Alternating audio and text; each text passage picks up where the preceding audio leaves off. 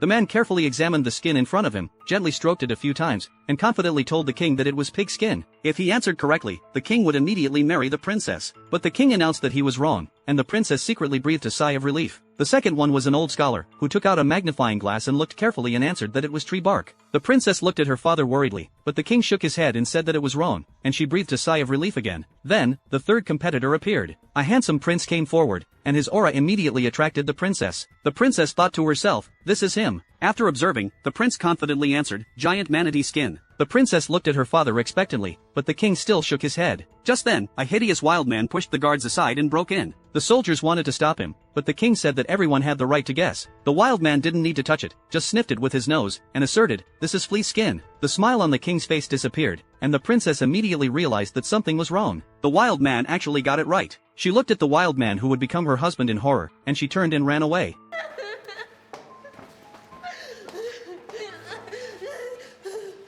The king chased after her, apologizing and persuading her, "You will find the strength to make yourself happy." But the princess knew that there was no happiness in living with a wild man. The king became tough. "As a king, I must keep my word, otherwise how can I manage the country?" The princess left the palace with disappointment and pain, and had no choice but to follow the wild man. Then, the wild man took the princess on a long journey, crossing mountains and climbing cliffs,